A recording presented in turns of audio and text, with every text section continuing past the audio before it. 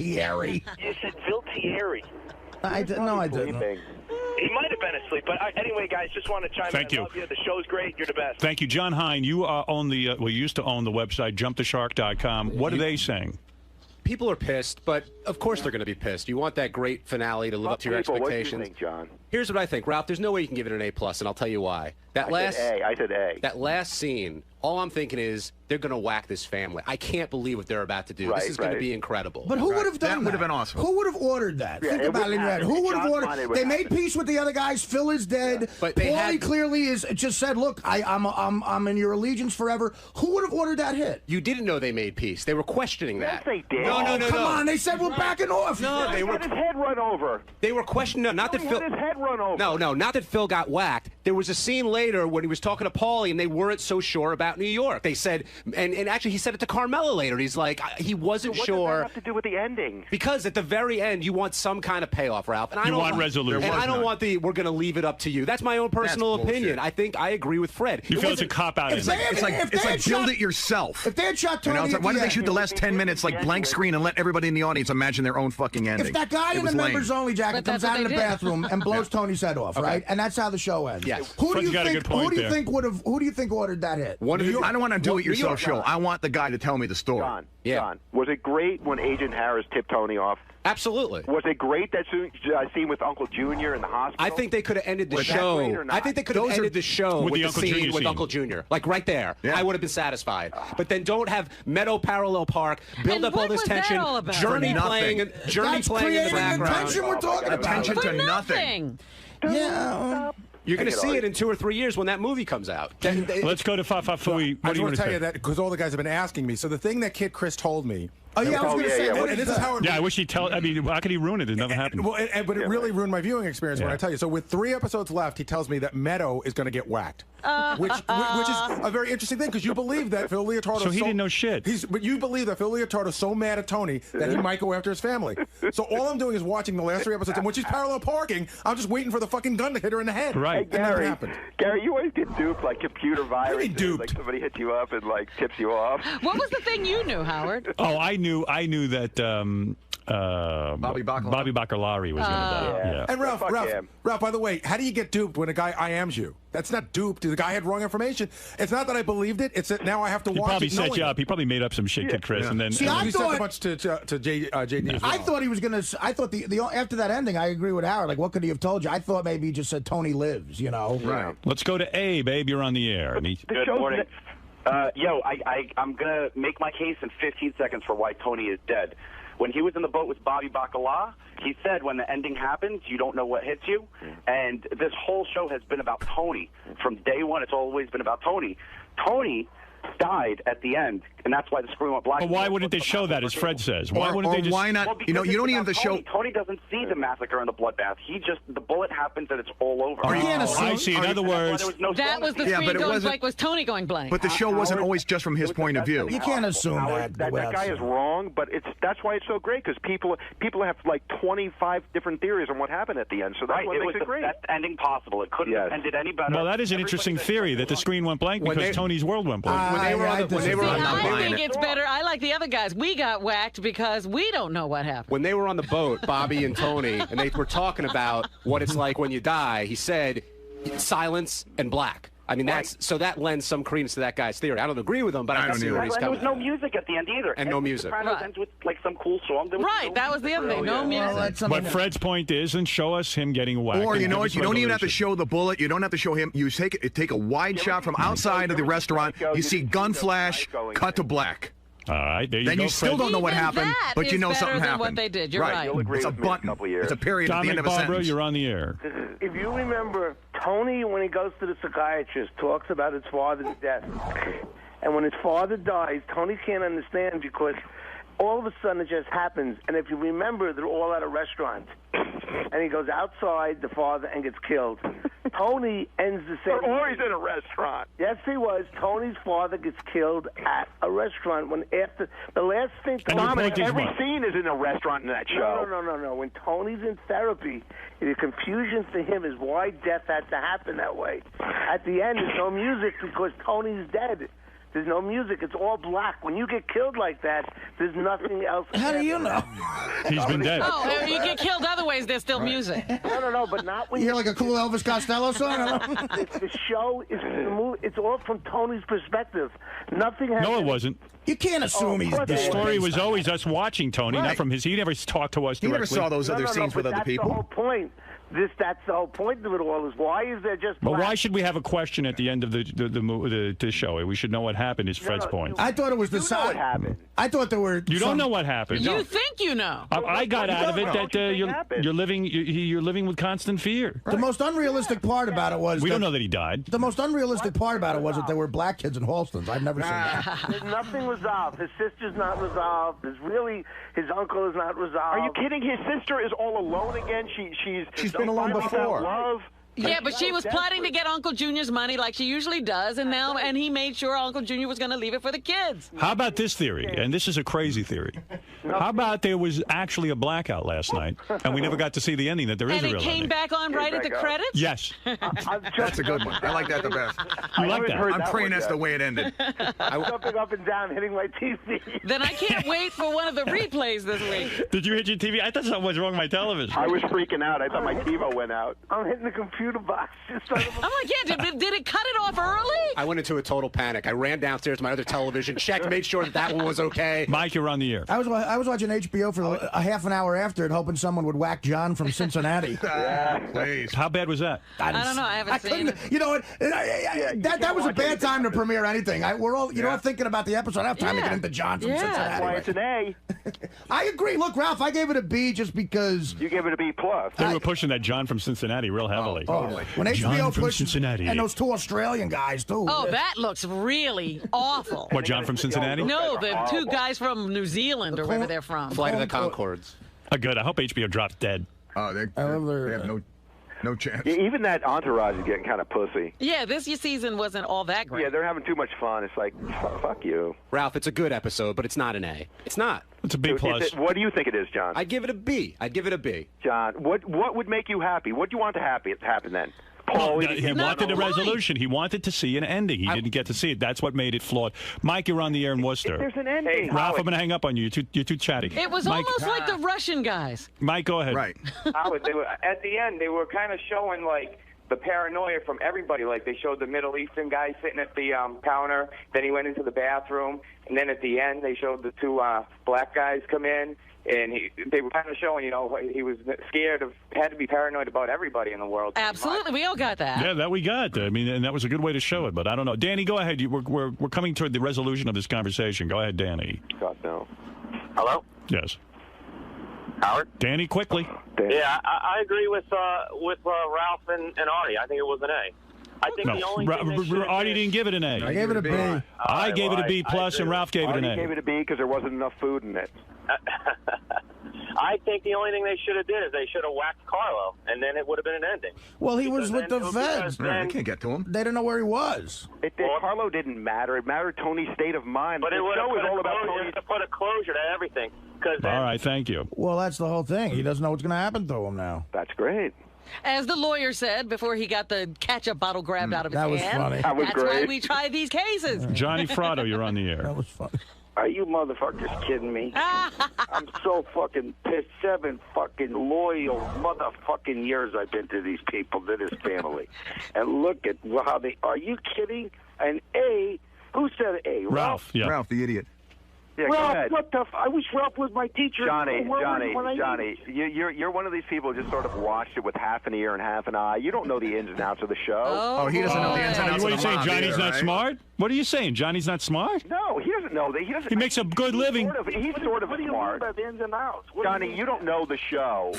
Do you know You don't know the Carlo? characters. You don't know the You got to depth fucking of the be kidding me. show. What do you mean he doesn't know the show? That's his life. Ralph.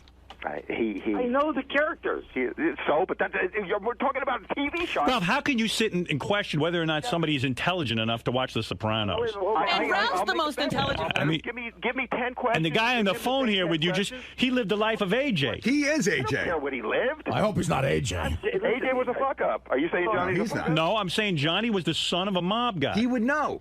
He doesn't know the Sopranos. I got to hang up on you, Ralph. You're annoying me. I know the Sopranos. If I'm right. I know the characters, and I'm going to tell you something. I understand David Chase might have been going, well, you know what, we're going to make this like real life. What we're going to do is we're going to end it with nothing but, you know, we're going to put him in about 4 or 5, or make the viewer think he's going to see 4 or 5 bad endings. But we're going to end it just like life ends. That's some fucking creative shit. But that ain't why I buy HBO. That's right. We got life. See, you know what? Yeah, we're already living life. We want to see a story, right? He hit on a valid point. I want him fucking dead. They better bring that motherfucker back and get him dead. Because I'm watching a television show. I don't care about how close to life or art it looks. I expect him to be dead. And you know what? You know what? Thank you. But that's not. You know what he kind of touched on though? Is like everybody What? likes to try and make this show like it was like, oh, it's about family. It's always been about family. It's like, no, it's not. Everybody loves this show because it's about the fucking mob. Let's get real. Yeah, but And here's and let me tell you what. Let me tell you one more thing about this discussion we're having now. What? And this is the most important thing to say about this. And this is the thing that'll blow the lid off it. You ready?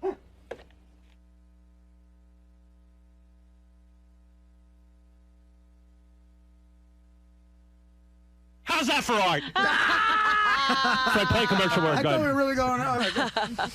What's happening? This is Adam Levine from Maroon 5, and today we're doing the Howard Stern Show, and we're actually really excited because we're huge fans. And since I was about 12, about 11 or maybe even younger, I've been listening to his show.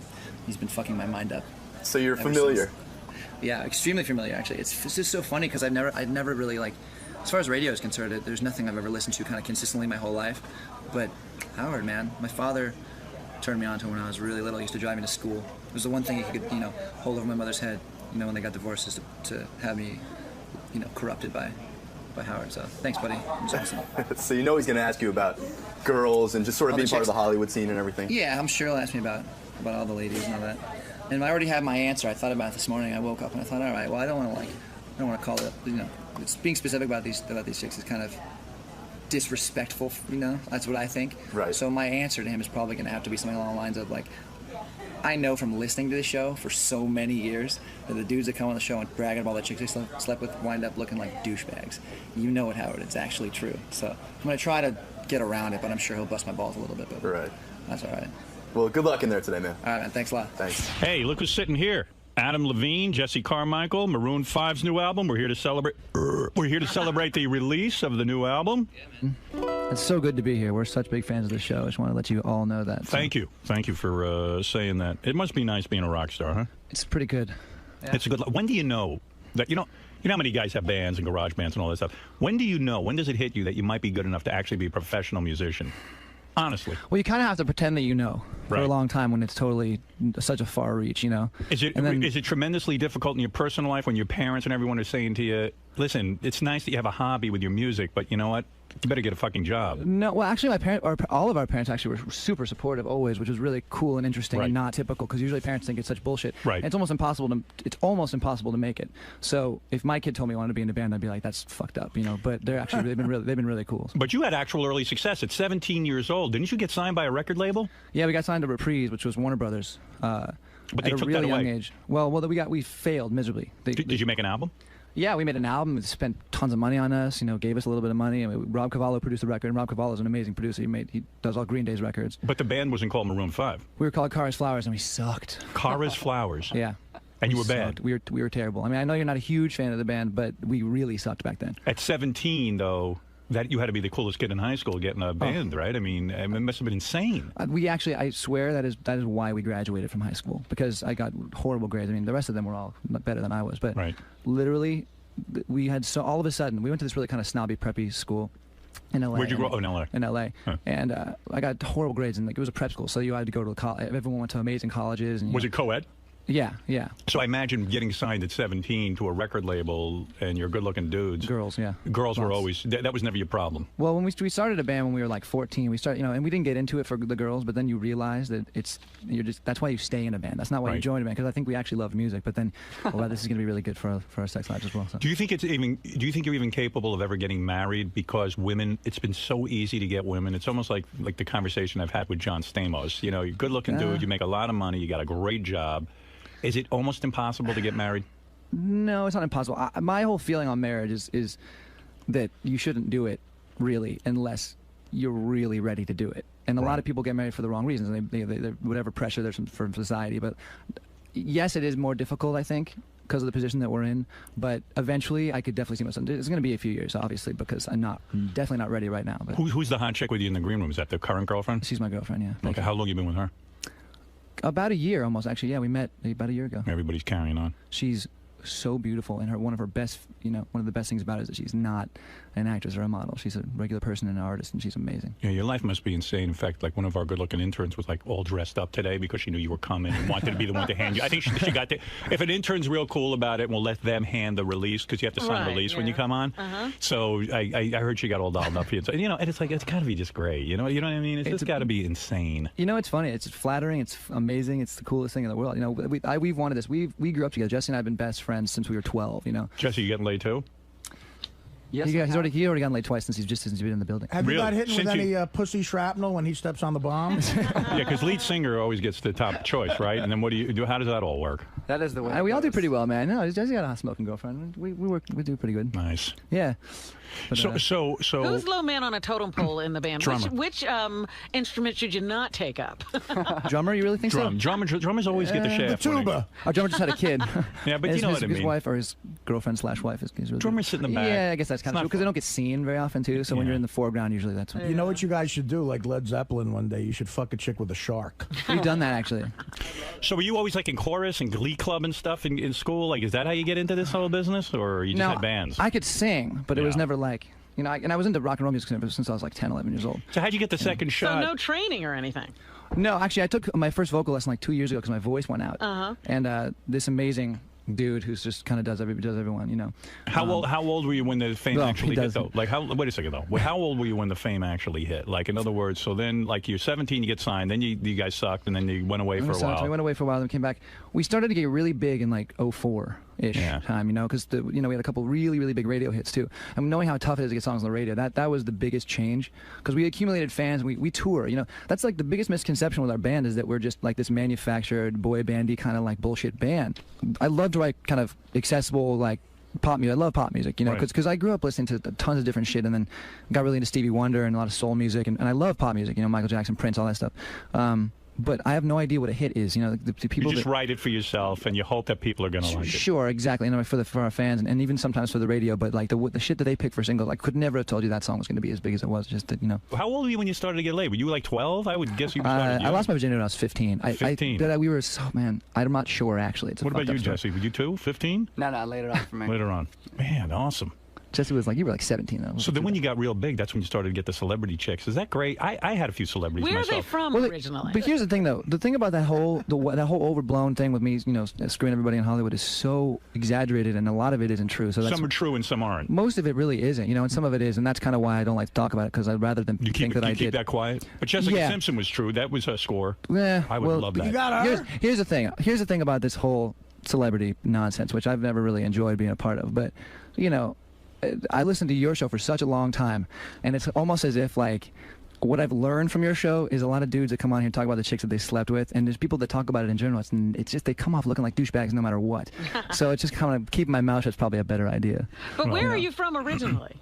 From Los Angeles, born and raised. Oh, okay. So you were out there in California anyway. I'm going to read your list. I'm going to read your list right now. The girls you had. Let's read it. You could. Let me tell you something. Who are they attributing to? You could say you don't talk about it, but I'm going to tell you something. There's a list I would be very, very proud of. When I say this, I say I've slept with everybody in the entire world. All right, here we go. Lindsay Lohan. Whoa. I would love that. So it's too young for me. You never had it? So would I. Is it a fake? Is it fake? Just give me fake or real. Lindsay Lohan. Most of it's fake. I can't. Most of it. It's just. I bet it's Dina Lohan. Yeah, it's the mother. It's the mother. I met Dina Lohan. I think I could have gone there. Jessica Simpson. That to me would be a major score, and I don't care. Smart, stupid. To me, very attractive. She's an attractive girl. She's beautiful. Beautiful. She's Paris too smart Hilton. for me. You had. I gladly say that's actually not true. Not true at all. I've had like 50 guys in here who will say they had sex with Paris Hilton. It's not cute. I don't even know who this is. Maria Shapovalov. Oh, the tennis player, Sharapova. The tennis I player. shook her hand, and all of a sudden we were dating. So that was really not true. Yeah, she's really tall. I mean. Yeah, she's massive. Have you ever seen her in person? She's like 6'3". I don't know her. Yeah. And then she had heels on. We played her 18th birthday party, and then they quarantined this whole area, and they threw us into this photograph, and we were like, holy shit! The next thing I knew, the next day we were dating, and there was all these pictures. Well, you guys do hot that. chick birthday party's the 18th. If a dad calls you up and says, "Hey, $1 million, come play my kid's bar mitzvah or something," would you do it? Hell yeah. You would. Why not? Go out and make some money, man. right? It's so rare to make money doing what we do. Period. We've known that from failing so miserably. Right. So hell yeah, and no one knows about it anyway. It's bar mitzvah. You're done. That's right. And the fact of the matter is that as you say, it's good money, but B, why not? You're a singer. Hey, I'm Jewish. Why not? Go sing. That's I'll do a it. bar mitzvah. We've done some awkward shit, man. We've done some weird. What's the most awkward thing you had to do? We did this thing like in Utah. It was a wedding rehearsal dinner, so it wasn't even a wedding. There was like 50 people there. Who'd they have for the actual wedding? Led Zeppelin? Well, I think Hootie and the Blowfish was playing the actual wedding. They do that shit all the time. Right. And they took us out to this like remote mountain range in the middle of nowhere. And it was like a cowboy theme with a bunch of older people, and we were like, oh shit, this is just gonna be weird. But the craziest part about it was that there was this massive setup. Like it was set up for Zeppelin. Honestly, it was like a huge PA and crazy. But there was like 15 people there barbecuing and like getting wasted. So we were like, this is really awkward. And then some girl that I knew from a long time ago that I think I hooked up with, like, was drunk, and she was with her fiance, and she got on stage and she was dancing, and we were just like, get me the fuck out of here, man. Wow. But what do you get paid for a gig like that? Can you get $250,000? More than that. More? Well, then what the hell? Who cares? Go through the embarrassment. Oh, absolutely. I go through it. There's no such thing as buying out. Not selling out, just buying in. Buying in. No, like I did a gig a couple months ago for that guy, Jonathan Kraft, the Patriots guy, and I was thinking to myself, God, you know, this guy could buy me anytime he wants. Like, I mean, he flew me up on a private jet, you know? Yeah. I mean, this dude that was getting married was so loaded. He had just made a bunch of internet money, like, you know, one of those internet billionaire guys. Right. And he met this chick like 6 months later and getting married. And Wow. Wow. But we do stuff like that all the time. It's No crazy. kidding. So when you start to make money, does the band have to split it up equally, or don't you two guys make more of the lion's share because you write all the songs? Yeah, well, the way we do it is we do it very deliberately. Like, from the beginning, it's the kind of thing where with bands there's such a weird chemistry, and you don't want there to be resentment, and some people do more than others. And, you know, Jesse and I do a lot of it, especially a lot of the songwriting. So we do it very, like, you know, I wrote 75% of the song, you wrote 25%, if the bass player wrote 5%, whatever the case may be, you know. You'll actually break it down. We break it down just because then it avoids any kind of ambiguity, or like there's no gray area, so, you know. That's kind of cool. Let's see. Here's the rest of your list. Kirsten Dunst. True? Nice girl. Dated her? Friend. Friend, okay. That means you had her. Model Kelly McGee. I don't know who that Kelly is. McGee. I dated her for 2 years. So that was actually a model, man. That's I hope she's you beautiful. got her. She's in the video. You haven't seen our videos, but she was in our video for This Love. Super hot. She's beautiful. Natasha Bedingfield. I don't know who that is. And Natalie Portman. That one's been interesting. I barely know Natalie, but she's just a friend too. I'm telling you, they love. And Anybody you're with. And Paula Poundstone. Anybody I've ever met that's an attractive woman, I have slept with. I can't start any rumors. I tried to at this event this weekend. I tried to stand next to every chick. I'm starting the Artie Paula Poundstone. She's foxy. I'll take it. And then the really scandalous thing is you might have had Jessica Simpson while she was still married to 𝗦𝗫𝗄𝗿. That's good. Yeah, but that's not true though. Yeah, you really have a book in you. You know what I mean? That's when true. you're later, that's later on you'll get that. Yeah, that was definitely not true. So. Maroon 5 has sold over 10 million copies worldwide. Wow. That's pretty awesome. I know. That's really great. That doesn't happen anymore too. I mean, this whole ride has been so incredible, man. Like, what's your take though on the music business now? Because how do you sell albums anymore? No one's paying for albums. It's weird. I feel bad for musicians. Don't feel bad for musicians, because the good part about it is, and the record label's gonna love this, but the record business is fucked. Right. The artist is not, because the cool thing is now that the internet, I mean, we have so much to attribute the internet been a huge part of our success. Well, first of all, the only money you really make from being in a band is touring and radio. Right. So record sale, we sold 10 million records. The smallest amount of money that we made from this whole crazy thing is from sales of records. So now it's kind of shifting to the internet, and without the internet, we wouldn't have become big, because word of mouth and all that stuff is how we spread the word. And satellite radio too. Satellite, which I'm obsessed with. I have Sirius in my house and in my car, and I'm obsessed with it. It's amazing. You also dated Penthouse Pet of the Year. I did? Heather Van Deven. Did I? Did you? I did not. You did not? No. Oh, you did. See, No, you just made the face. I did. I didn't. No, Are you exclusive with his current girlfriend? Is that the problem? Yeah, well, I am exclusive with my girlfriend. Yeah. I got to take a look at her. You mind if I take a look? She's beautiful. Bring She's try her in for a second. No way she's coming in here, though. Oh, she'll come in and say hello. I won't bust Come her on, balls. Becky. Come in for 1 second. He's What's nice. she do? What does Becky do for a living? She's actually she's an artist, believe it. She paints, and she's incredibly talented. There she is. Becky. Oh, Becky. Oh, yeah, she's a regular chick. Oh, you're hot. Look, she could. The best part, Becky. I like Becky myself. She could be. When I first saw Becky, I was like, shit, how is she not a movie star? Where did you meet Becky? Wow, you ready, baby? Yeah. I met Becky in Vegas. Holy shit! What were you doing there? She was a hostess at 9 Steakhouse, by the Palms. At a steakhouse, a hostess. That's what you got to get, Artie. Becky. And I was so blown away by how beautiful. I've been to 9 Steakhouse. I had a steak. I didn't see Becky. You were busy with the steak. Becky, did you know who he was right away? Or No, I didn't. I sat him and I said, "Enjoy your dinner." And Yeah. that was it. And then she went, but then she went into the back, and they were all. But you probably thought he was good Hostesses looking. are the hottest chicks. We're supposed to be. I know, at restaurants and stuff like that. So now you're not hostessing anymore. What's the arrangement, though? Do you guys have a financial arrangement? No, not yet. Because if Becky's on tour with you and stuff and hanging out, which is what you want, you don't want to be separated, because that would be a disaster. She's getting used to this whole thing. She's new. Oh, sorry, I'm I'm an sorry, baby. independent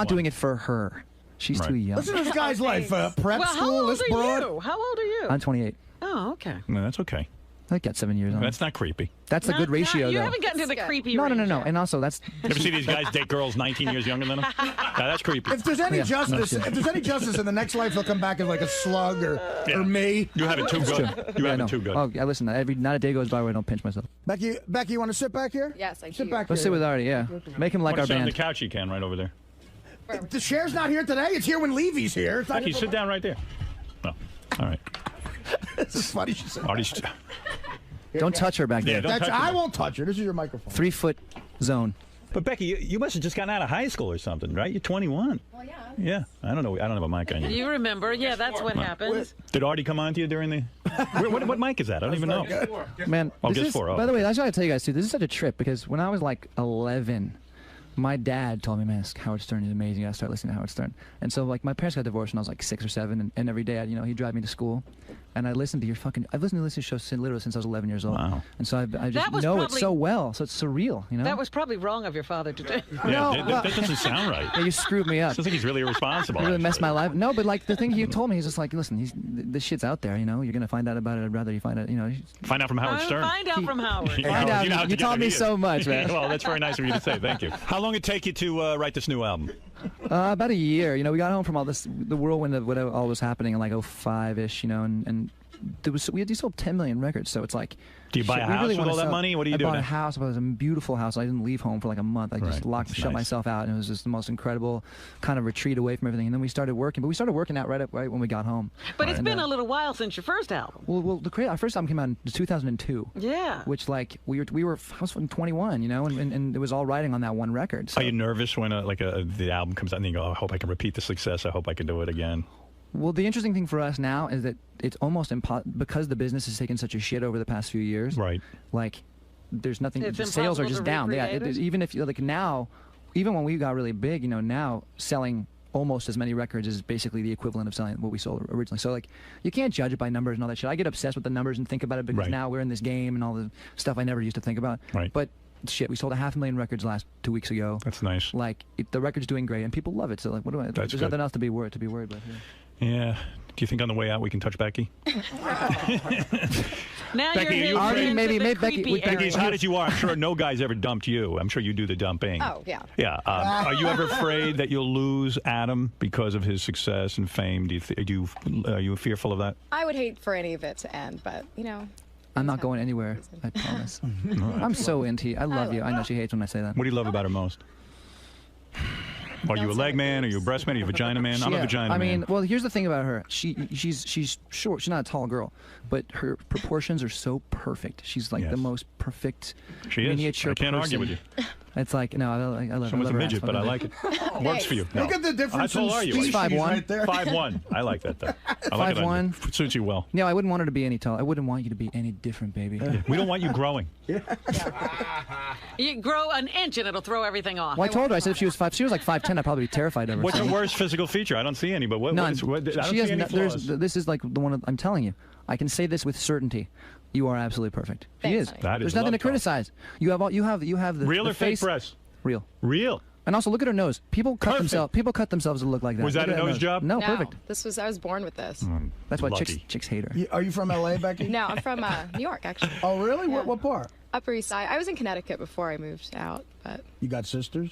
I have a twin Here's sister. a twin sister. What about Uncle The Artie? plot thickens. The plot thickens. Yeah. You have a twin. Does she really look like you? We're fraternal. She's brunette. Pretty much opposite. She's hot as you? I think She's smoking. Yeah. If she's opposite, she's ugly. Oh, she's ugly. Who wants the opposite of you? She's the brunette version. Hook us up and I'll crowbar Maroon 5 into every show. Do you think you could ever finagle both of them in bed together? Oh, No, That's absolutely not. that's some Jimmy That won't happen? Page I shit. don't think so, no. You and your sister ever experiment on each other when you were young? No. Here we go. Did some Classic weird- Howard Stern, baby. I told This you. is good. This is great. And no lesbianism for you, huh? Never tried it? Have you two ever gone Wait after a the second. same guy? Oh, That's a there's try. been- You had a try. Didn't Oh, you? no. You kissed another girl, didn't you? Nothing fancy. No. All right. You've messed around. You got to make that happen. This is great. We should stay here for like no 3 college hours. for you? No college? She doesn't need college. She did 2 years of Yeah, I college. started. I haven't finished yet. You don't need to finish. There's no need for you to go to college, believe me. Not the way you look. You've got your degree. You got a degree in beauty. Thanks. You're going to get your MRS degree with Mr. Moneybags over here. That's called Mrs. Degree. You get the MRS, right? Well, what kind of an artist are you going to be? I'm not sure. I paint now. I like painting, so we'll see. She's really good. She painted Artie a portrait will of. buy a painting. What about that tennis she's actually, ball art? By the way, the hardest thing too, when you're in a relationship with somebody and they're an artist or they're a singer. I mean, she was relieved when she ended up actually really liking our music because she really didn't want us. She didn't really want to hate us because then she would have felt That would have been bad. Oh, yeah. Yeah, but she loves our music, and actually, she painted a portrait of my dog. I have a golden retriever. It's like one of my best friends. She's the coolest dog ever, and she. Sorry, that's fucking nerdy. I can't believe I said that. She painted a picture of my dog, and that's kind of a delicate thing when someone paints a picture of your dog. And she's so talented. It was just like the most incredible thing. Yeah. You what 2 years out of high school? What, I'm That's hot. 22 in a couple weeks, so 4 years. Are you 4 years? Yeah. 5 years now, I guess. Do you ever put on a schoolgirl outfit for lovemaking or put on outfits?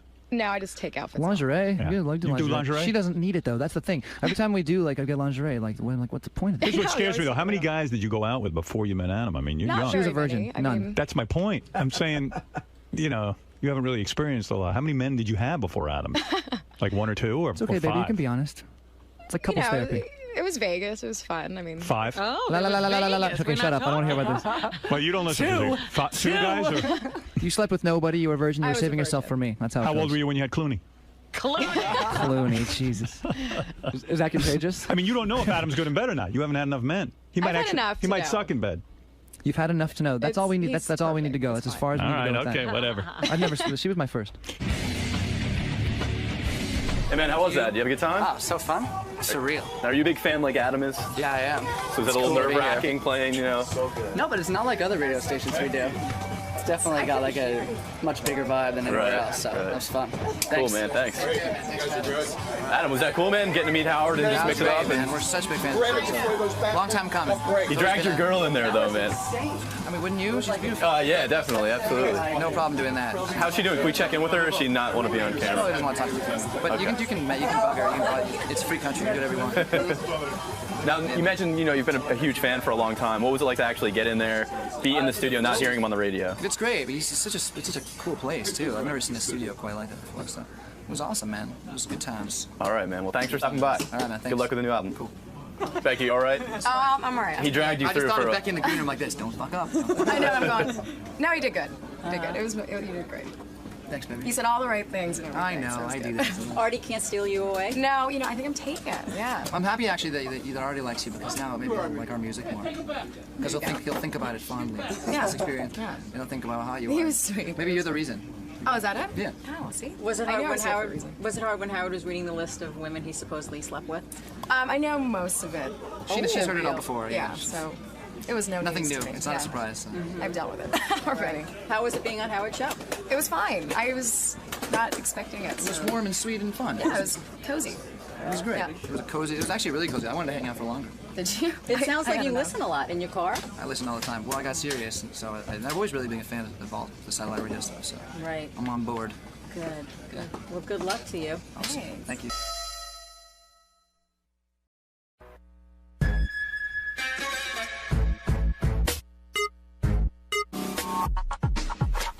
Welcome. This is my crib, bitch.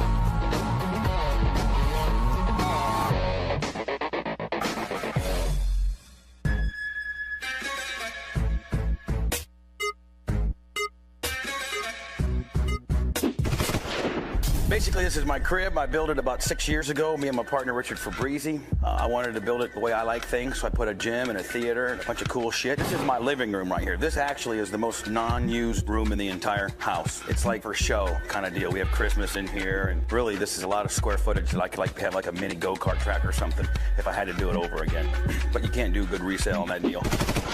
We got a big $65,000 fish tank, 426-gallon salt water, huge, big, obnoxious.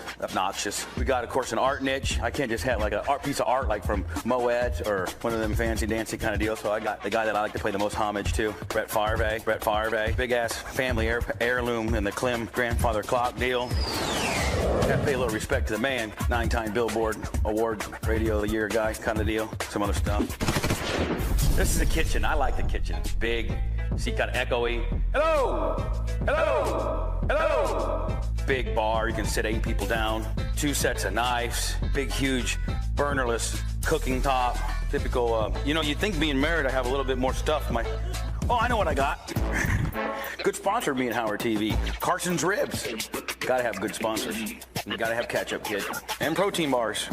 That's all I need. Yeah. Red Bull. Love it. So you can basically see the kitchen. It's pretty self-explanatory. It's huge. It's big. It's outlandish. It's nice.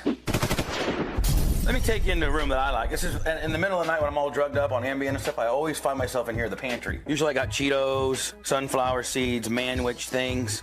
I was trying to lose some weight and do some Nutrisystem shit, so there's some Nutrisystem stuff in here. This is where Craig the Bulldog keeps all my maintenance man keeps all his cleaning supplies. All his brooms are hung here. I'm very particular on the labels facing out, and I'm very particular about all my cleaning products labels facing out too. I think it's my ADHD. Or whatever they call I have. I'll show you my wine cellar. I don't really drink a lot of wine, but they said that I needed to make this thing because people that if I ever lose my house because I don't have a job no more and I have to sell it. Atmosphere controlled wine cellar. Of course, I keep Miller High Life in my wine cellar. Water, wine. Louis the 14th or 8th or 9th or whatever the hell that shit's called. This shit's really high dollar stuff. Somebody gave it to me for my wedding. Wine, Crown Royal, just liquor, liquor shit. No big deal. This is off of the living room. This is another never used room. I had Thanksgiving dinner in here. That's what Hogan got me for my wedding. This motherfucker was like $8 grand. This vase that Hogan got me was like $8,000. I would just like to have the cash, to be honest with you. And then that plate was like $3 grand. Fucking waste. We're off the kitchen here. This is my little boy's room. This is typical little boy stuff. He loves Tony Stewart. He loves Tony Stewart. He's got Tony Stewart bed, Tony Stewart Sirius stand-up. He loves the Gators. He loves Brett Favre, so he's got the whole fat head collection. It's typical little boy's room. Bathroom. It's not really a big a deal. Just a little boy's bathroom. Oh, left the toilet seat up. I like that. Gives me a little sense of being back home in Indiana, being a hillbilly. This is actually one of my 2 favorite rooms in the entire house, and I think you'll understand why. Not that I'm fucking a bodybuilder or nothing, but I love my gym and I love to try to stay in shape. And Hogan bought all this stuff for me. Hogan, when I lost my job 3 years ago, Hogan said you can watch movies in your stupid movie theater and feel sorry for yourself, or I'll give you $65,000 of weightlifting equipment and you can try to work out and not be such a fat fuck. This is my gym. I usually try to work out in the morning here. I got 18, 19 pieces of equipment, full dumbbells, big TV up there, some sports memorabilia, some ab machines, full stair stepper, a pre-core, some stuff for Heather. That's like chick stuff over there. It's all for your butt and legs. Next to Hogan, this is like the second best gym I've ever seen a person have. Well, I think Mark Wahlberg, because the guy who did my gym equipment also staffed up Mark Wahlberg, so I think he's got a good gym in California. But besides those 2 motherfuckers, I think I got a pretty good gym. This is my office, and I actually spent a lot of time in here. I kind of forgot you guys were coming. It's not really that clean. It's kind of cluttered. This is my office. Various of my racing uniforms that I've had framed over the year. My national 12 Boobs of Christmas, Bubba the Love Sponge, and Bubba Radio Network, all United States national trademarks. Some Dick Butkus shit. Dick Butkus came to the studio where I get on the internet, phone, fax machine. Just pretty much standard. Kind of big for an office. Probably should have not made it so big. It's all right. It'll work. It's efficient. This is one of my favorite things right here, Tony Stewart. This is when he won the Nextel Cup 2 years ago, and I was in New York, and that's the invitation to the banquet. That's the room to his. I stayed in the room. He had a big 3-bedroom suite at the Astoria. I won $20 from him in a pool game. He put Bubba, fuck off, you fat ass bitch, Tony Stewart. I framed it as well. Let me take you to my pool bath and then my bedroom. Come on. This is just standard pool bath shit. Shower for when you get out of the pool, so that you don't track it in through the house. You can get in here and get ready. I don't think I've taken a lot of shits in here, but I've never really taken a shower. Well, I've taken 1 shower in here. But it's for the people who use the pool. All right, this is where I get my jobs done right here. This is my bedroom, and I love my bedroom more than anything. I really do. This is my bedroom. This is my personal mini bar. This is right off. It's close to the bed. Waters and protein shakes in there. Vitamins and pills and stuff in there. My bed. I sleep on this side. Heather sleeps on that side. Look, I got Howard TV on the big screen. I can sit right here, get my Howard TV on, my 61-inch flat screen Jones. Look, there's Howard right there. Got the fireplace, the lava lamp. I got the remote control fireplaces. So if I get cold, January, February here in Florida, it's like Austin Powers. All I do is hit my button, boom, fire. All right, let me show you my closet. Not that I have much of it left. After I got married, the old lady pretty much moved all her shit in here, but let me show you my closet. My walk-in. All pimps got to have big walk-in closets. I got a decent one. I've seen some people got a lot of different, better ones, but this is pretty much my side of shit. Over here, I'm all athletic out. Very few good clothes. I only have one section of good clothes. Heather's got all the rest of the shit. All the shit's hers. Dresses, Louis Vuitton stuff. This is her shit. Look at, she took over my shoes. This is all I got. One little, look, I got one little section. Oh, look, I got my gold, all my jewelry. Super Bowl rings, Rolexes, and shit like that, I just keep it right there in the bag, no big deal. I got surveillance. Out of the closet, right into the bathroom. The most important thing when having a bathroom is you have to have a telephone in the shitter so that you can talk on the phone while you're shitting. Phone, two phone line. 1, 2, right here, take a shit, little air spray. Standard shitter. Jacuzzi tub, oversized, 4-headed shower, his and her sinks. Pretty much that simple. With a TV, all hillbillies that make a lot of money have to have a lot of TVs. That's how we validate our worth. So while you're in the shower or while you're in the tub, you can watch TV. Kind of cool. I always wanted to have a TV in my bathroom. Now I got one. This is coming off my kitchen from the hallway that goes to my garage, to Julia's bedroom, to my laundry room, and then upstairs. And then over all the years, when I had this hallway, it was just kind of bare. It's kind of a ton of area. I'm like, screw it. All the guitars I've gotten signed over the years. I have a little guitar collection in my hallway. That's there. This is Julia's bedroom, my stepdaughter. All girled out. You're like, it's girl stuff. She's 5. She got her little flat screen TV there. All pinked out. She's a little princess, Awful pink for me, to be honest with you. That comes right into the her kitchen, her bathroom. She got her little shower, toilet, girl stuff. This ended up being a closet underneath the stairs, but I kind of turned it into my quasi gun area. And it's got a lock on it, and I hide the lock. It's real dark. I don't know if you guys are gonna be able to get a camera in here or not. This is where I sit and look at my guns. So sometimes I just sit in here by myself, put myself in a little mini timeout. Nobody knows where you're at. Nobody knows how to get a hold of you. You lock the door. You got your guns. You can polish your guns. You can look at your guns. You can oil up your guns. You can clean your guns. I just kind of like hanging out in here. I come in here at least once a week just for 20, 30, 40 minutes. Just kind of hang out, look at my guns and shit. Guns are cool. All right, we're going upstairs to see my guest kitchen, guest bedroom, and my favorite area, my theater. I don't really come up here a lot, to be honest with you. On Sundays for football and NASCAR, that's it. Once a week at its best. I never come up here. One time, Heather and I got in a fight. I slept up here. Other than that, that's about it. This is my bedroom, spare bedroom. Tony Stewart just got done spending the night up here a couple days ago. Nice little area for guests. They got a bedroom, and then it goes right into a kitchen. Full kitchen, stove, stocked up refrigerator. This is the bomb right here, fellas. This is how gangsters do it. Look at this. 8-seat movie theater. Each seat has its own individual butt rumbler, subwoofer, PlayStation area, so that when you play PlayStation with your boys, you have your own individual screen. Bob with the Love Sponge poker table. Its own 42-inch screen for you to be able to watch the ball game there. Four 32-inch televisions for the smaller games, and the 122-inch in the middle. Projection, high def, shit. 26 speakers. This is where the boys hang out right here. I love this room.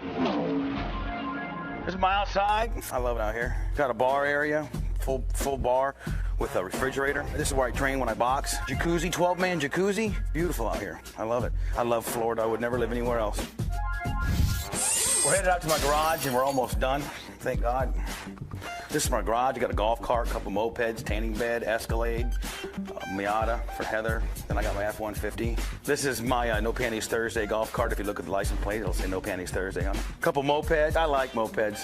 That guy riding a moped. Tanning bed. Carpeted garage. Keeps dust and dirt down. I'm a man's man. I drive an F-150 truck, baby, 4-wheel drive. Wouldn't have anything else. That's my car right there, baby. Freshly with mud on the tires from going to the racetrack last night. Then I'm gonna show you what I really like to do. Before you guys see yourself out, this is what I like to do around the neighborhood. See you later, crib.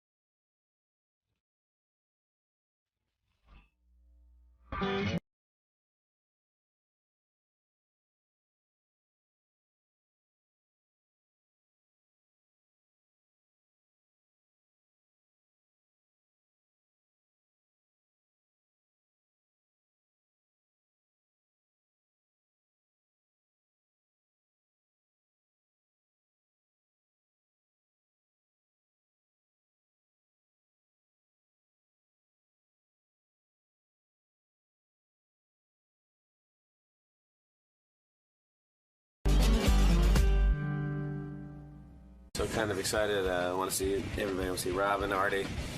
Got to see Howard. Saved my life to get the Sirius Radio and listen to him finally. He's back. Even though Sirius Radio is very hard to hook up. I mean, I don't know if you've done this. I mean, obviously you have wires all over your house. It's a big pain in the ass. I felt like I was trying to get my ham radio. It really felt like I was being like, I was hearing World War II, like German people talking about what they're gonna do with the war. Somehow connecting with Dennis Quaid. I thought that he was gonna be my dad from the future. I don't know if that makes any sense, but it's still not perfected, the Sirius Radio thing. But God, it makes it so much worth it to listen to it when you're in your house and hear Howard again in the morning. It's part of New York. It's part of life. So you've got to be psyched to be here and get to talk to him now. Can't wait. It's gonna be fun. It's gonna be awesome. He's the best. He's the greatest. Awesome. We'll see you inside, Jimmy. Cool. All right, Jimmy Fallon's here. I want to say hi to him.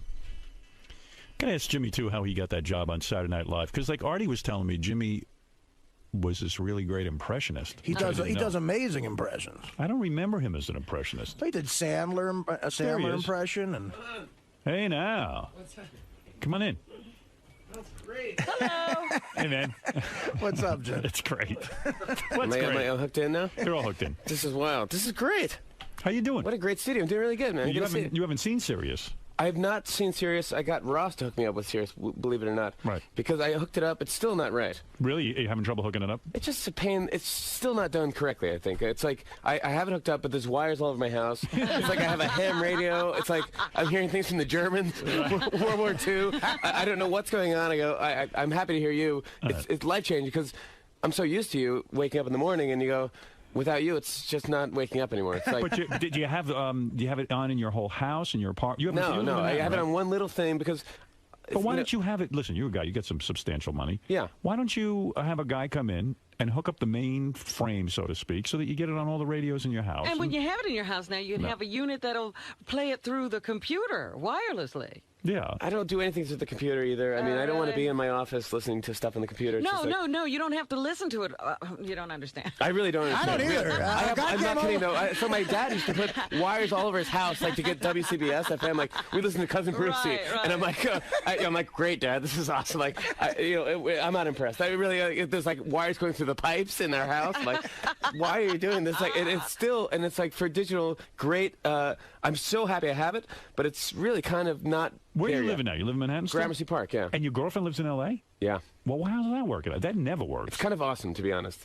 Really? Right before we get in a fight, she goes away and they go, hey, babe, what a great time we had. How long has that been going on? Like 2.5 years. And how often do you see her?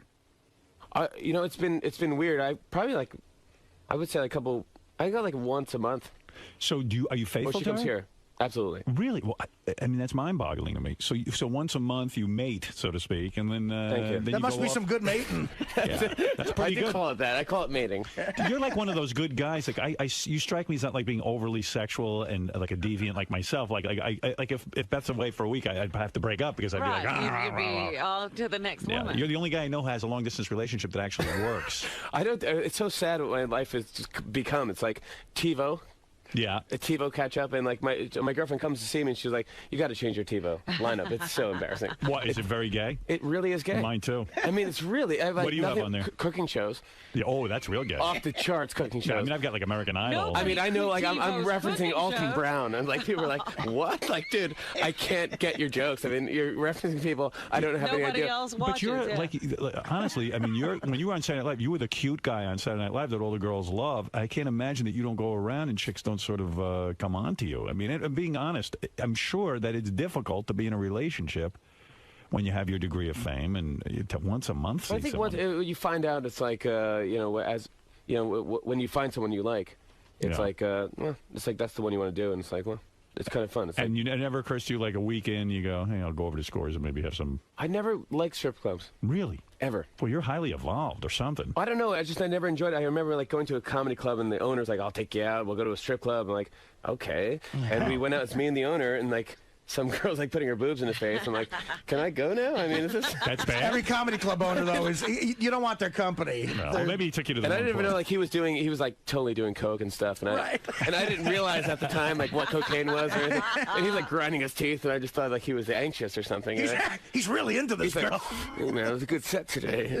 You grew up in New York, right? Upstate New York. Upstate New York. Yeah, I was born in Brooklyn, but I was raised in Saugerties, which is by Woodstock.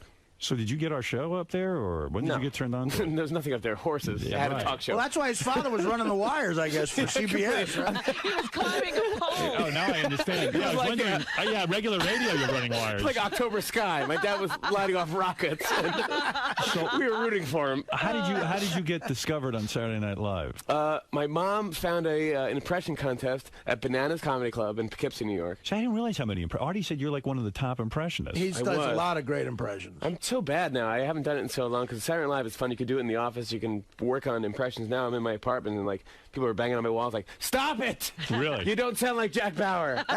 You're not gonna shut up. Well, the way I really found out about Jimmy was at the time I was working with Norm Macdonald, and Norm said to me, he goes, "Yeah, this new guy on SNL does an amazing Sandler, like one of the best Sandlers I ever saw." I never heard you do Adam Sandler. That's how kind of I got to. You know what? I never want to do my impressions more than once on Saturday Night Live. Like a lot of people did their stuff like over and over. Yeah. Yeah, it's like okay, you're the guy that does that, and I was like, I want of course. Why though? Well, if you do a good Adam Sandler and they can work it into a weekly sketch and it takes off and it's funny and people know you for that and all your other impressions, why would you limit that? Like, why that bugaboo? Like, why can't you do an impression more than once?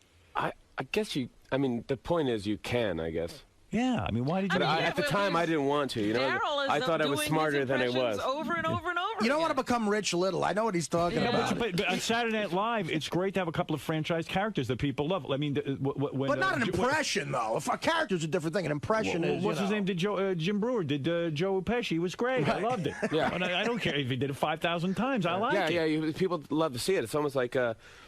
No, I never wanted to be the guy that does the thing. Like, it's so weird. My Saturday Night Live thing was like, I was an impression guy, because I always loved the show, and I wanted to do the show so bad. And I did it, and I'm so happy I did it. And when I first came out, I was the impression guy. Oh my God, this guy does all these impressions. It's great.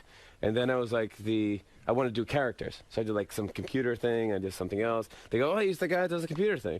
And then I did Weekend Update, and I go, oh, he's the Weekend Update guy. Right. And then now I'm the guy that laughs at himself. And it's like, yeah, I think it's a full evolution of. You're the guy who laughs at himself? That's like a lot of people say I'm like the new Harvey Korman. Do you mind if I sit on this? No, sit on it all you want. But my posture is bad. But it's weird to me that that I don't know this about you, that you were this impression guy. I thought you were the anchor guy. See, I thought of you as the anchor guy. Now, you say your mom entered you in an impression contest. So you were walking around your house and she thought you were really talented and put you in a contest. Yeah. And where does this contest take place? An impression contest? It was it's at Bananas Comedy Club in Poughkeepsie. I was in high school. I was like, God, I got to be like 17 years old. And my mom was like, there's an impression. Because I know I did like Seinfeld. You know, I did basically the gamut of any generic impressionist would do, like Bill Cosby. Was your Seinfeld? I didn't do Jack Nicholson. I got to say, thank God. Can I ask? I would like to hear your Seinfeld. Okay. I do Jerry, but I mean it's horrible. I'd be like, God. I mean, my impression really. I haven't done it so long. It was bad, but it's like a. Okay, people. I mean, let me take it later. What would Jerry say? Yeah, that's not good. Come on. They can't do Howard come on Sirius Radio. That's crazy. Come on. It's early in the morning, too. That's early. It's early. I had no practice at all. You got it down. That sounds like Jerry. But that is... I tried you. I've done you before. At one time, it was one of my first big impressions. I made a reaction on SNL. I did you. I walked out and I didn't even say anything, and people clapped. But I don't. It's hard to do me, right? I keep coming off as Alan Alda when I do you. Let me hear you. Attempt. It's the first time him and Alan Alda. Honor me by attempting to do me right now. Like, oh, all right, like I'd be like, okay. I wish I had a drink or a beverage. Like, you want some water? Something, yeah, maybe it could help. It's a bottle of water. Good man. Thank you. I was like, Let me tell you something. Which is something he used to say. Like, all right, let me tell you something. I'll have a midget come in with a midget with a tumor shave your ass. Okay, but I can't do it now. I can't. Yeah, that sounded like a little Johnny Carson. Yeah. Oh, really? Yeah. I take like 3 impressions and put it in one. And somebody said you did a Pat O'Brien impression because that's my favorite. The guy from. He does a great Pat O'Brien. That used to be my thing because I kind of did like 10 impressions in one. I used to do Pat O'Brien. I did this like morning zoo crew thing. Right, I saw that. I always like. And that. they're always the same. They're That kind was of the always same funny. as Pat O'Brien. But Pat O'Brien, did you start doing him when he was with the Scandal? And I don't like to hit people when they're down. Oh, I like to hit them when they're awesome. You know, when they're hot, and then when they're down, it's like. You know, it's like everyone expects you to do Pat O'Brien. I'm like, I kind of can't do it now. But Pat O'Brien. Well, now that he's awesome again. But wait a second, Pat O'Brien was but Pat O'Brien was a sportscaster, right? He was. He worked for CBS Sports. He did basketball for years. And then he became an entertainment reporter. Yeah. So did you do him when he was a sports guy, or No. you did him as an entertainment reporter? Yeah. Now that's a very unusual impression. I just saw him and I was like, I can't believe because he's such a nasally thing. It's like, welcome back to Extra. It's Pat O'Brien here. Wait till you see what 𝗦𝗁𝗲𝗿𝗱 has for breakfast. And why am I staying? Why am I staying tuned to this? Like, I really, she eats 𝗦𝗵cie𝘄. Like, okay, that's not weird Australian breakfast. So you went around doing these impressions, and your mom. Now you hadn't been a stand-up comedian or anything, and your mom all of a sudden just says, "Hey, you're so good, I'm going to put you in a contest." Well, what happened was, it's like, we're in Socrates first of all, so Right. it's upstate New York. It's like you don't have much entertainment to do there. I mean, you got to kind of make your own thing. And she was like, well, check this out, Bananas Comedy Club. So I was like, I had a troll doll. Someone gave me for my graduation, which is probably the worst gift you can give anyone. Troll? You know, like a troll with a green- graduation hat on, and All it's right. like, what am I going to do with this thing? Right. Put it on my, I don't have like tchotchkes or whatever it is. It's just annoying. So anyways, I got that, and I go, well, I'll make it into a thing. I made it different people doing a commercial for the doll. Right. Yeah, that was that's good. That was my thing. So I did like Bill Cosby saying like, you know, the troll. Everyone does the Bill Cosby. No, wait, that was good. Why do you stop? Why do guys who do impressions stop there? It's so weird. My friend told me that the other day. Like, you shouldn't stop. Yeah, why do you get self-conscious when you do it? It's because to be honest, everyone does Bill Cosby. What did what Yeah, no, but they not don't. like you just did, that was going somewhere. That's a good Bill Cosby. Where does how does Bill Cosby sell a troll? You know, the troll dolls are good, and when you get to the dentist and you have the lip hanging down, and you got to put your lip in your mouth and it's in your pocket, and you walk. Were you scared out of your mind the first time you got up on a stage and started doing Bill Cosby at 17 years old? I ran through it so fast that I have it on tape, but I swear it's got to be maybe 2 minutes long or 3 minutes long. I ran through every impression. And you won the contest. I won. It was like $100 or something. That's exciting to you. Some DJ gave. Had you ever considered being a professional comedian until that happened? No. Wow. And then all of a sudden you said, well, maybe I could make some more money doing this. Yeah. I wanted to be on Saturday Night Live secretly. I mean, that's like kind of my dream when I was a kid. I'm like. That was your ambition? Always. To be on Saturday Night Live? I just always wanted to be on Saturday. My parents watched it, and I thought it was such a cool show. It was so funny. It was kind of like. It just felt cool to me, like, oh man, like these guys are. What were the years you'd watch it? Were you? I don't Eddie know. Murphy years. Was Eddie Murphy years. Was big, and then of course the Dana Carvey, Mike Myers.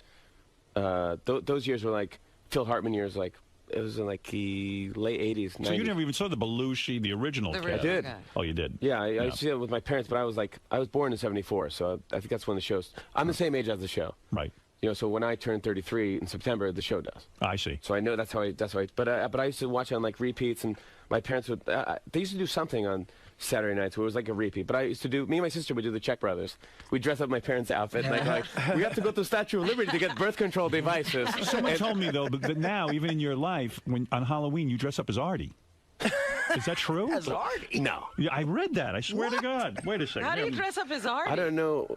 You'd have to really eat a lot first. Hold on, I'm not going to. Oh, here. Jimmy says he attends the same Thanksgiving party as Artie every. I think it was you dressed up as Artie. Oh, no, we go to Nadia's party every. Sure. I thought I had a good. I go, man, that's the most original thing. I don't dress up for Halloween. I've stopped doing it. Because the Thanksgiving party At 11? as Artie, same as Artie. No. I read these notes very fast. Me and Jimmy act. This is. I don't know if I want to announce this because it's a good kept secret. But on Thanksgiving Eve, a friend of ours, an actress, throws probably the most amazing party you're going to go to all year. It's downtown Manhattan, and it's just so much fun. What do you mean? Who's there? You know, me and Jimmy. There's a lot of shots of Jägermeister. A lot of drinking, a lot of hot broads. Heather Graham's a regular. Wow, who's the actress who throws it? She's one of my best friends. Her name's Nadia 𝗛𝗏𝗏𝗏, and I met her in the days when I was on Fox years ago, and she's very pretty, great girl, and she always has a Thanksgiving Eve party. It's kind of a unique thing. And you haven't snagged Heather Graham yet? No. Why aren't you banging her? Silly. I don't know why. Hit her head into Don't the ask wall? me. Jimmy's had her, I bet. Very good. I mean, it is worth it, Artie. I mean, you should really. Should I get into that? You should give it a shot. There's a lot of. It wouldn't be worth it. You know what it is? There's a lot of comedians there, a lot of stand-up comics who aren't necessarily well known, but very funny guys. Fun guy, Dave Attell is always there. Dave Attell is good. You know, Jeff Ross, and then there's that faction, and then there's hot chicks. There's hot chicks, and then there's like Ethan Hawke is there a lot, you know, and he's kind of standoffish. Well, Ethan Hawke pretty much is anywhere there are hot chicks. Yeah, right. Yeah, he's in waiting. You know why Ethan Hawke is He's a good dude. I like Ethan Hawke. Yeah, I never really talked to him, so I don't know. You're like Mr. Positive guy, though. You don't have any feuds, or you don't hate anyone. I kind of am pretty. Jimmy's a nice guy. It's hard not to like. Jimmy's got the nice guy thing going. That's what I was saying to Robin. It's like Jimmy had the nice guy thing, the good-looking thing, the movie thing. You're going to be the next Adam Sandler. What's happening on this front? Are you going to just take the Conan job? Someone said you were rumored to take over for Conan. What's going on? That might happen too. I mean, it's definitely happening. I mean, I'm signing a contract with NBC. We'll talk about it. It's like 2 years from now. So like, whoa. Everybody's planning on everybody moving. That's but interesting. You think Jay It's Leno like- is not going. yeah. I mean, you don't know what's going to happen 2 years. Like, Jimmy, you've signed a contract. Yeah. Already with NBC. Yeah. That says if Conan O'Brien, when he switches and takes over the Tonight Show, you will take over Conan's time slot. it's kind of like that, but it's tricky. So it's like TV stuff. So it's like, I think the more contract is like, I signed a contract to not do late night anywhere else. Wow. So they're holding you. So you're getting paid right now. Right now I'm getting paid for like waiting. For not doing a I mean, who knows what's going to... I mean, honestly, Leno might go, I'm staying. Yeah. I mean, I don't care. I mean, I was like, well, sure, okay. But isn't it funny that here they've never seen you do a late night television talk show?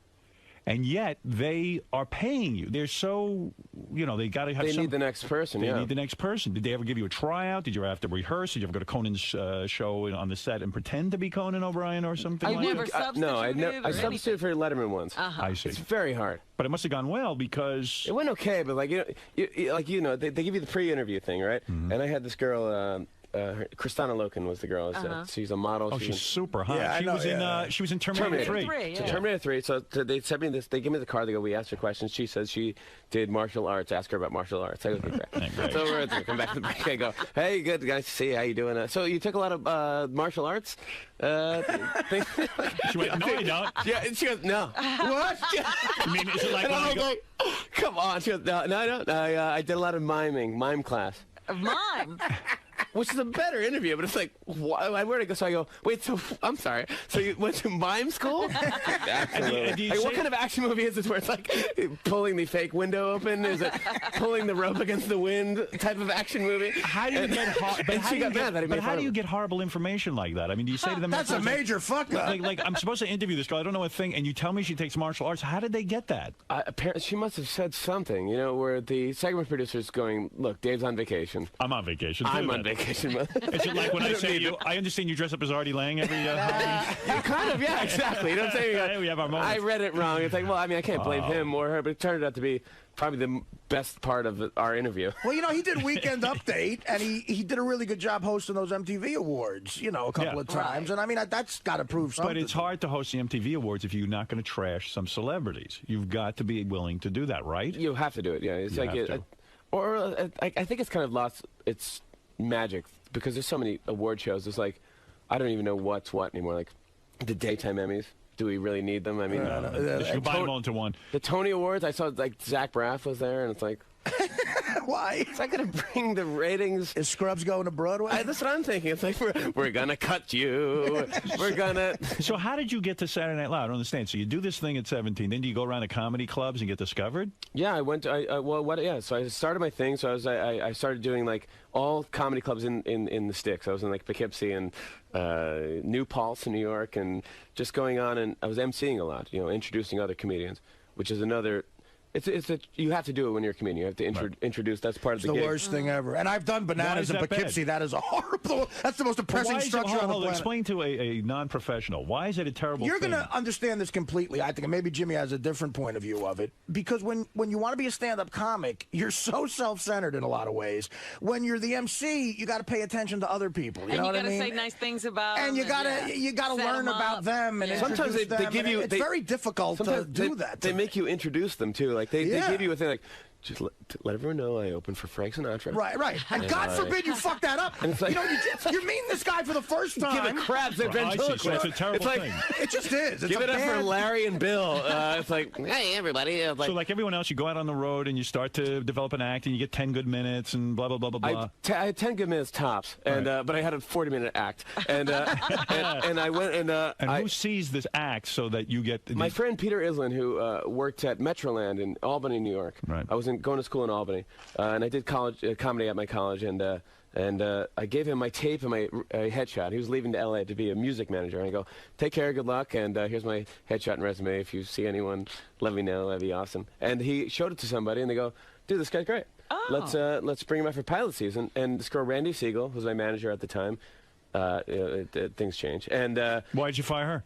You know what? It's she wanted to do other things.